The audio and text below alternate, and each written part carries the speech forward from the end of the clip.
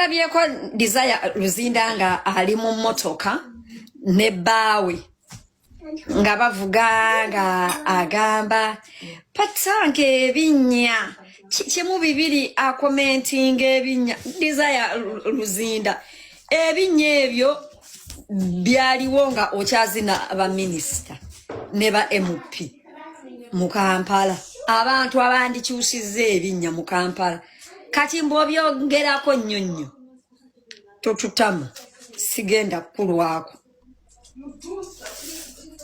ebinnya ebyo byaliwo ng'ozina ba MP ozina abagagga ozina what have you done wali namuyimbi nga tewafulumyayoko akayimba akagamba bannange ebinnya tebitutambuza bulungi awo sigenda kulwawo so totwasamira ebinnya we bibeera bingi komawo mu America komawo mu America mukwano actually nga tena commentinga ku binnya nonya lwasa omuweyo kasente yakusanyusa yakugulirako ku mmotoka yakutuusaako ku ntiko totwasamira wabula.